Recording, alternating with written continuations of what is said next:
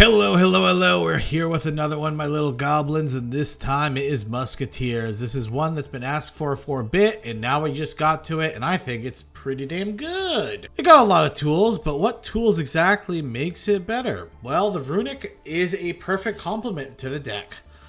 Now, I will say we don't run as many Musketeers as a normal Musketeer deck does, but we are running some choice cards. Dark Ruler No More makes it so if our opponent builds a board and we go second, we can break that board and win the game from there. Ultimate Slayer, another insane board-breaking tool that when we play against Despia, it is a 2-for-1. We can get rid of their Mirror Jade plus pop a card on the field. Very devastating. Then we have all the Runic cards that are pretty insane. The Musket cards that we're running is the Cross Domination for the Negate, the Desperado for the pop, one of Dancing Needle, we'll explain that, and then 2 Last Stand. So the Dancing Needle, the reason why this card's so good right now is because when you're playing against the Runic Mirror, you can banish the targets that the Runic Fountain is going to try and grab, and if you have Dock, you can recycle this multiple times. And honestly, if you're able to hit it once, I don't know if you guys ever played against Runic, I'm sure you guys played against it a ton, but if you ever played against Runic, if they miss that one trigger, they're so far behind. It takes a while for them to come back in the game. So it's pretty devastating. If you're able to hit that multiple times and then pop their field spell, you're most likely going to take the game. And that's kind of what we're looking at. We run a one of Wind Pegasus. This is, again, if we're playing against Sword Soul, and we're playing Elder Entity if we're playing against fusion decks, and we have some random, don't even care that much about the extra deck. The only main card that's important in the extra deck is Magical Musketeer Max, is the best Musketeer card in the deck. Now, if you guys don't know what this card does, if you summon it, add spell and trap cards up to the number of monsters your opponent controls, or add summon monsters equal to the number of spell and traps your opponent has. So it's pretty huge tempo, huge value, pretty powerful. Let's get into the game and we will see how the deck performs. Hello everybody, we're here with game number 1, and typically I want to go first because if you have a Musketeer card, you can double dip all these cards. Like, you're gonna see how much value you get. So we summon Max, or I mean Casper. We activate both effects. We can block the Hudgens effect, so we get our Last Stand, and then we get Fountain. We play Fountain, and then we just pass. So now on our opponent's turn, we're gonna have the ability to chain block the Runic Fountain, so in case he has Ash or something, and we're also gonna get another search offer for Casper. Zanric is also on Runic. We're going to be able to Last Stand his field spell. This is going to be particularly devastating for him because Casper is going to be able to get a search off here. He's going to pop a card we have, and then he's going to use Runic Tip. Honestly, everything that he's doing is, I find, kind of strange. But it's alright. I don't think you ever use Runic Tip to special summon Huggen. It's like your best card. So he's going to activate that. And remember, since he revealed, I was going to get Cross Domination anyways because we know we're playing against this. And also getting Huggen, as this is like bad. He should have went into Gary, because Gary can grab it from the graveyard. But we go into Cross Domination because no matter what he goes into, we can just hit it.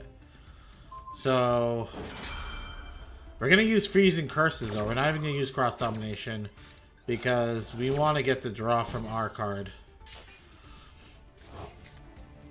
So we're going to get 2. Boom, boom. Draw 2. He goes into Gravity Controller. I also want to point out, you guys might see this later on in the video, but Ultimate Slayer is actually insanely good in the mirror. Because Ultimate Slayer, it pops these fusion, and it sends a fusion back, and then you could use the Elder Entity to pop the field spell. He's gonna play Runic Slumber. Again, he plays Huggin.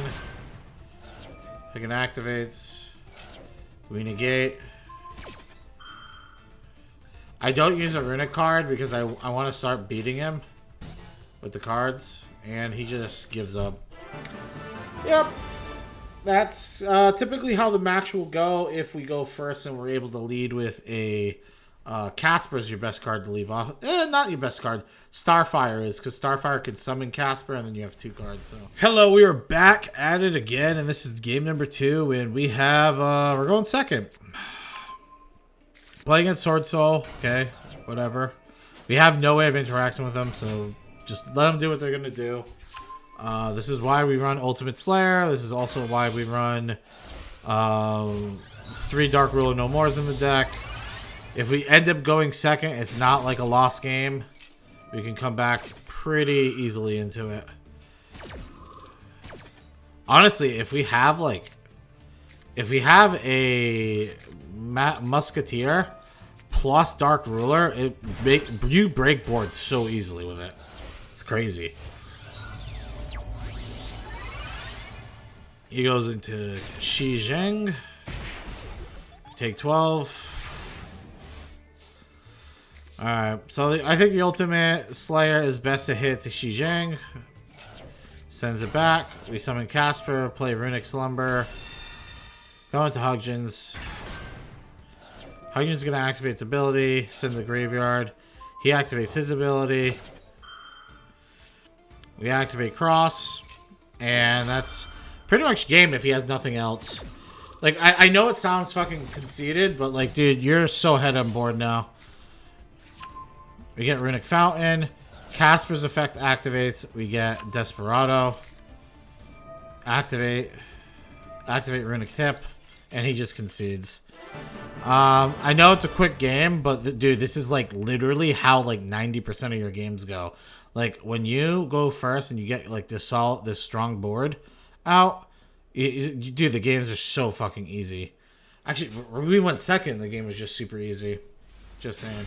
Hello, we're here with game number 3, and our hand is looking pretty juicy. Yeah, especially some in the Runic. So if you guys are, I need to point this out too. If you guys are running why we're running Gravity Control is for these Runic cards. So like when the Runic cards effect activates, blah, blah, blah, you go into Gravity Control if you need to go into Magical Max. We're going to add a Runic Desecration. If I did not have 2 tips in the hand, I don't know if I would have activated it here. And I'm only saying that because typically you want to save tip to see what your opponent's playing. So here we can see our opponent's playing Cyber Dragons. So we're just going to completely lock him out of playing the game. We're going to activate tip early so we can get something going with Casper. We grab something to negate a monster effect. And then Fountain is going to let me draw 3. And I can block in case he has another Ash. We get Dancing Needle. I get Dancing Needle because if he's doing the Cyber Dark strategy, right, we can completely shut off the strategy with Needle.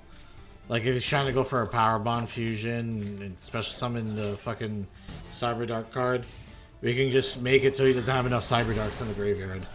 So our hand's pretty fucking juicy too. We have literally kind of everything you want. We're gonna activate Desperado, just pop. Casper's gonna let me search.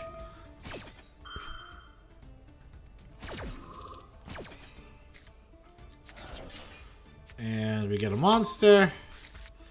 So the reason why we get Doc is because Doc can start recycling some of these Magical Musket cards.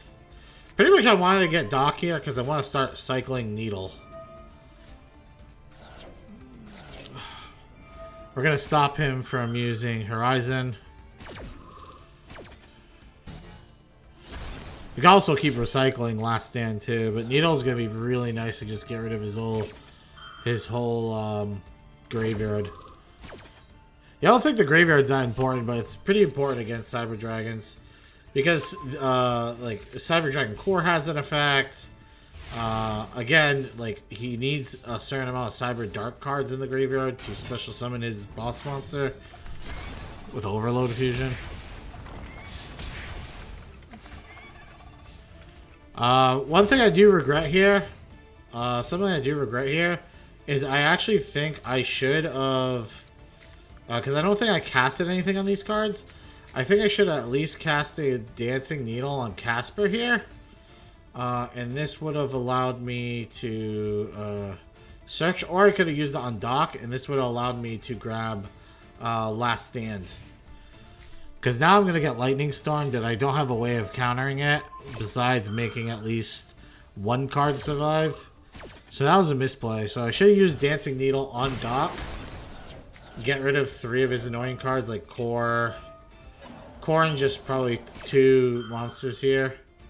And I could have saved myself some heartache here. It just makes the game go on longer than it should, really. Our opponent's completely shut. Dude, we have 9 cards in hand. Like, our opponent's so fucked right now. I don't understand why he doesn't concede. But here's the Dancing Needle. Ends up becoming useful. Like, it's still, I still think it's a better play to save it. I know, even though this worked out here, it's still better to save it, is all I'm saying. Because I could have had Dancing Needle back in my hand this turn if I just recycled it. Well, we're gonna activate Runic Tip. We're just pretty much running these cards to recycle again. I'm trying to look for more monsters than just this. Pretty much just trying to look for Starfire at this point. Can't seem to find one. But we're running 6 cards in hand, 2 fountains, which is kind of a brick. But we pretty much have everything else. Negate Dorgeki, and he should be dead. See if we can speed this up. And I think we just normal summon, you just attack with everything, he's dead. Yep. GG. Pretty easy. Alrighty guys, we're here with game number 4? Yeah, game number 4. And we're playing against Drytron. You know what, I'm going to skip through what the Drytron player does, because we all know what the fuck they do. I don't really have a way. I really need to find a top of deck, realistically. I need Dark Rule no more. It's so annoying because I run 3 of them and we haven't really seen any. And honestly, through all the playthroughs I did, like all the matches I done, I only seen it like maybe once or twice. Kind of annoying. Just an unlucky thing at that point because we do run 3.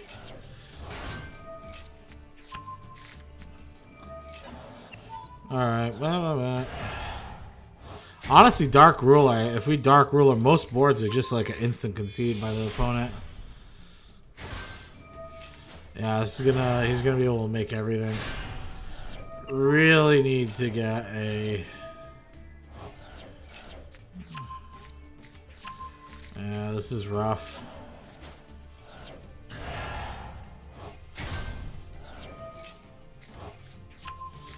So gross, dude. It's so annoying.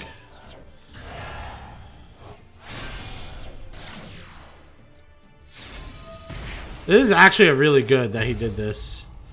So this doesn't sound very good, but dude, I'm running Ultimate Slayer. Like, this allows me to use Elder Entity Natis, which is nice.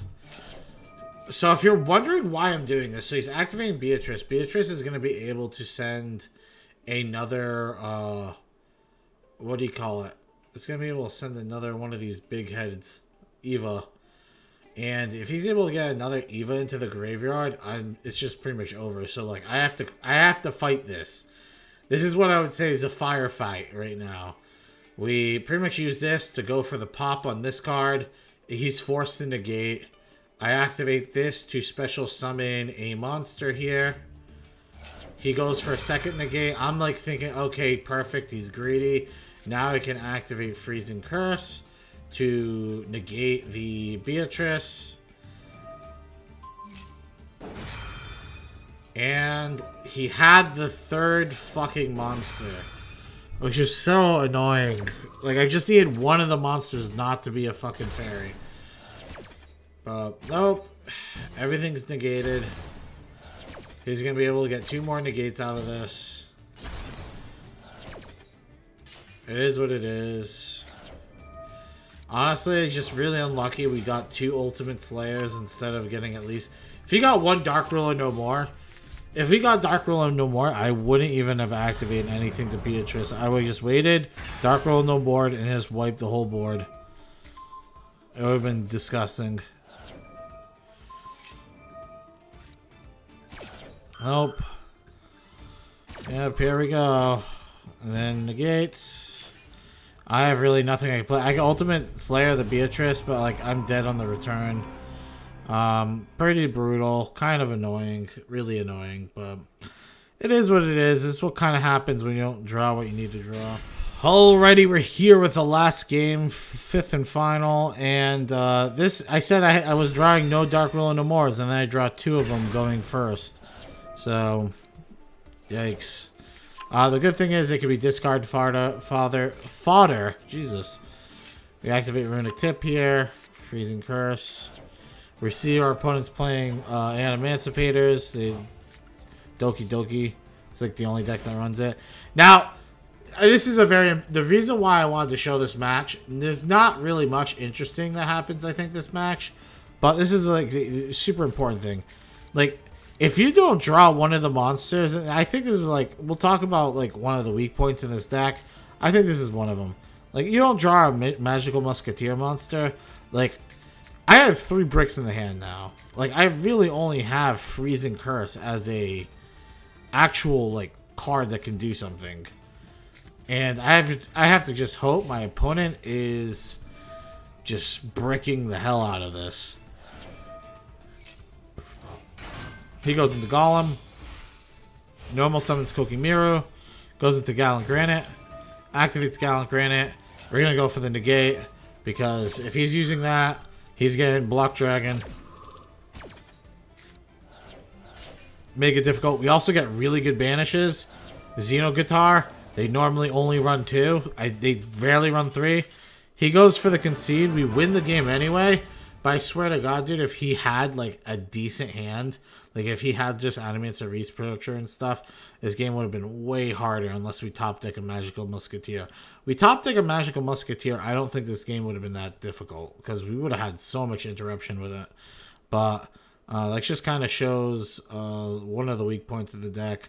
But let's get into the recap and we could talk about that more. Hello everybody and thank you for watching. It is much appreciated, and if you aren't subscribed, please subscribe. There's only a small portion of you guys that are subscribed, and it helps the channel out a lot if you guys actually hit that subscribe button. So I think you guys get a lot of value out of this. I post very frequently and we do a lot of different decks. So, and also join our Discord. Our Discord's rocking. We're over 200 members strong and only growing. We're trying to get some more tournament stuff going, and having people in the Discord helps get those tournaments going. So come join it. It's in the description down below. How did this deck perform? So the deck performed pretty well. We had a 70% win rate. We went from gold 5 to gold 1. We didn't bother pushing past gold just because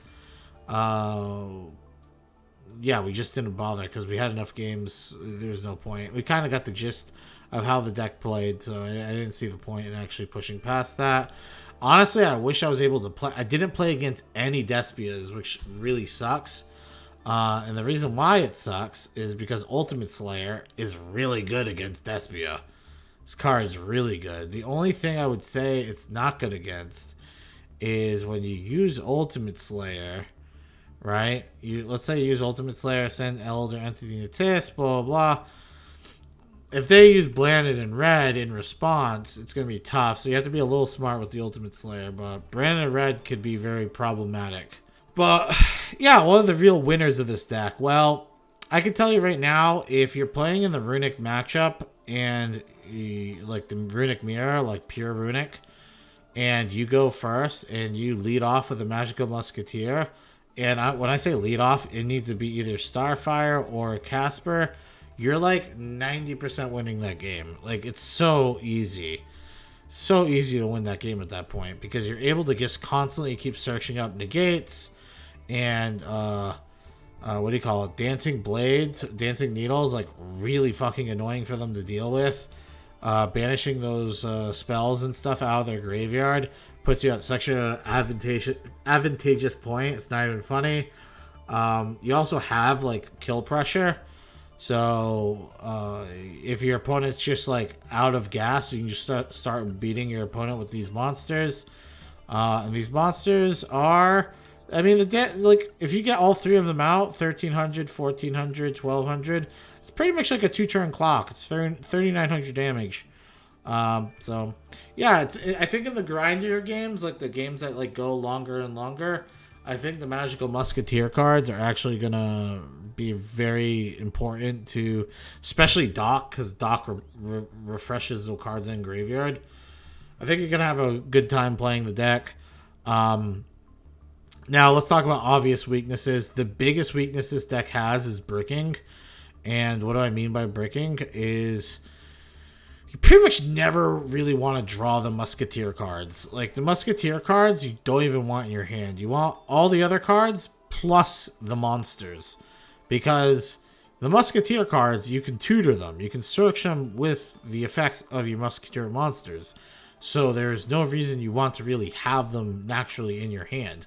You prefer having you're pretty much on a Runic game plan, and then you have these monsters that allow you to do a different type of game plan that complements the Runic game plan very well. You're pretty much, the Musketeer is a support to the Runic. And most of the time, I will say, you will win by killing them with monsters, but because you just run them out of resources, and eventually when they're playing top deck mode, you just run them out of, you just start beating their ass. But until then, you're shutting them down with Runic. So when you end up drawing 3-4 spells and traps, and you have no Magical Musketeer monsters, you're in a pretty bad place. Like, you're probably losing that match unless you get very lucky. Now we do have fixes for that. The fixes to get good and just draw what you need to draw, we have no fixes for it. There's really not much you could do. I guess one thing I could recommend is possibly playing like Pot of P or something like that. But Pot of P is a really risky card in the deck because we're running 3 Ultimate Slayers. If we weren't running 3 Ultimate Slayers, I say Pot of P would be perfect. But I think Ultimate Slayers are really, really good when you get into the higher MMR bracket where you're playing against a lot more Branded Despia. I just didn't play against any Branded Despia, so the card didn't really...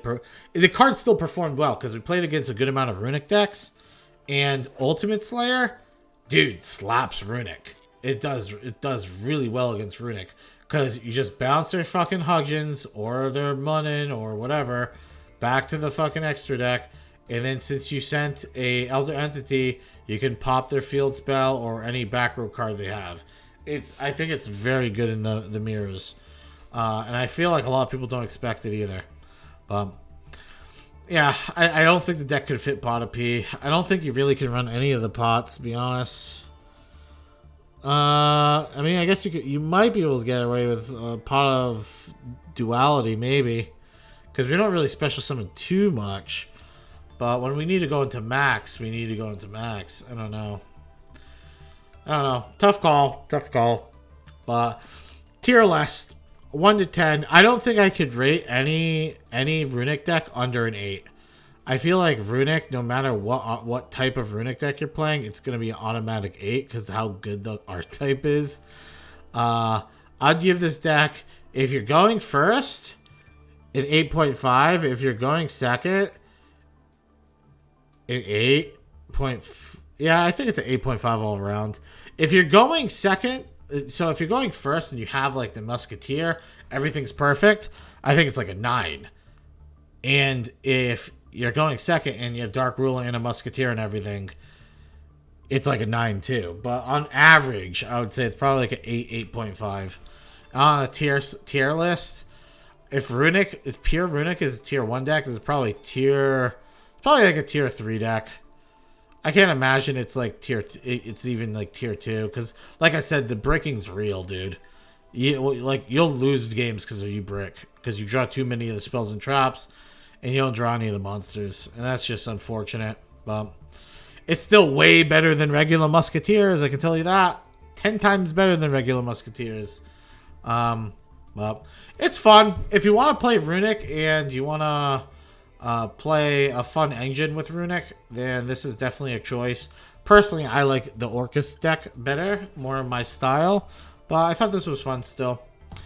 Other than that, I hope you guys have enjoyed your day, and guess what?